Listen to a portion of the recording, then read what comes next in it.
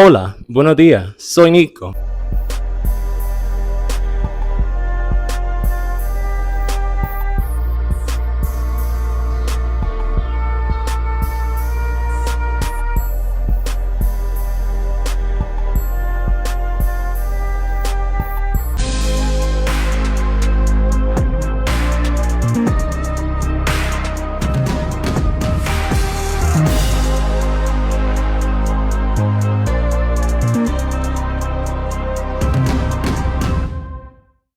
And today we're here to start another wonderful week's worth of content. Well, yes. But before we get started, if you like this kind of content, make sure to follow me at patreon.com/Nicosaesthetics for more exclusive videos, weekly live streams with a varied panel, with various topics depending on the week. If that sounds interesting to you, definitely tune in. But last video's comment was actually saying rest in peace to Mr. Cali, and what a lot of people don't realize is that the energy that you send out, be it online or in person, it usually comes back to bite via karma, which I completely agree. I feel like a lot of people in this generation feel like they can just log online and say anything about people, and then they're surprised when things don't necessarily go well in their personal life. So yeah. Now onto the actual video. Today we're going to be talking about a content creator that I'm not really familiar with. Nico, what do you mean?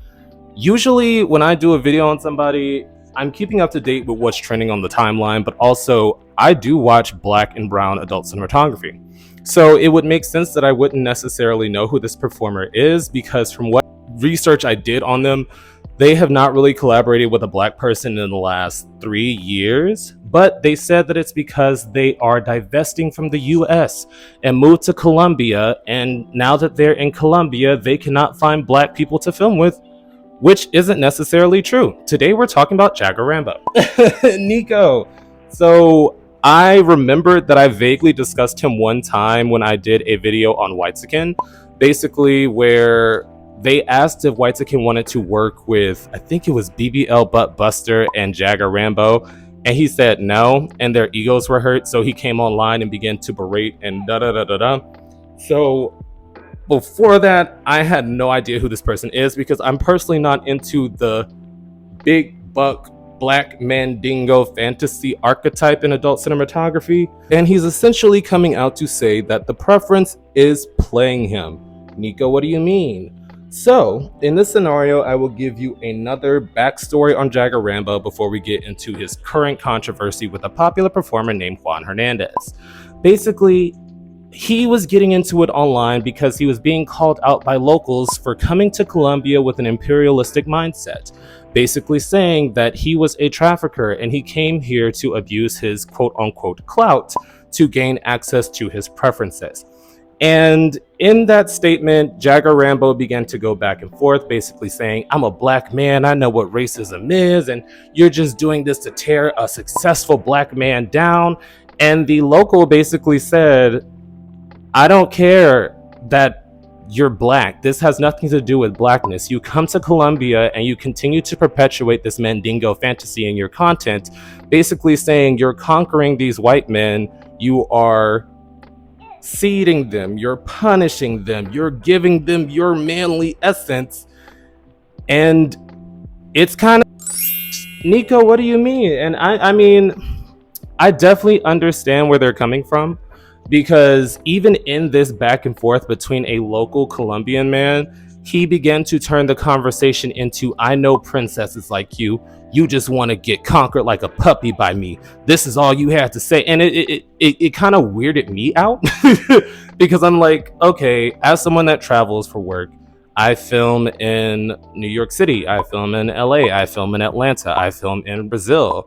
But even when I travel to different countries to film, I still film with Black people. I think I've done a few, let me think, how many films have I done with white people? I think I've done like 4 films with white people, but for the most part, I film with Black and brown people.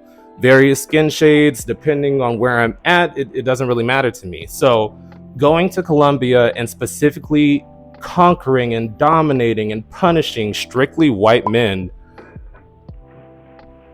it does fit the mandingo fantasy. And if people are actively having this conversation with you and your response is to get aggressively more sexual with them, saying that the only reason they are standing up to you is because they want access to you, basically saying that you have a kink for trying to get with people who don't want you. It is disturbing, because once called out by another group of people, the homoteps, he basically responded by showing them a picture of his butthole and said, I can't say it, it's the Spanish equivalent for the F word, basically saying, you F words, you want to eat my butt so bad, get the hair stuck in it, the da da da da da. I don't know.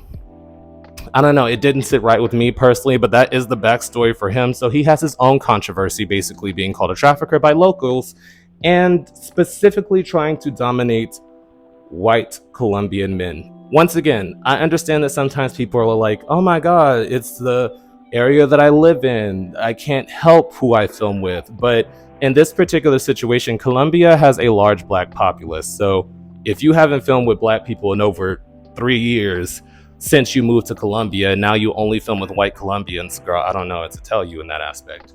But in this controversy between Juan Hernandez, he basically came out and said that he paid for the Airbnb, he paid for the lighting setup and the camera, and yet Juan Hernandez did not send him a copy of the film before he posted it on his own page. So he is demanding that he takes it down.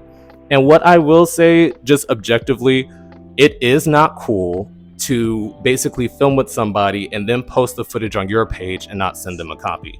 From what I've learned in the 2+ years that I've been doing OnlyFans, whenever you finish a collaboration, you tend to sit down and actually airdrop the content to each other, so you both get raw files and you edit it at your own pace.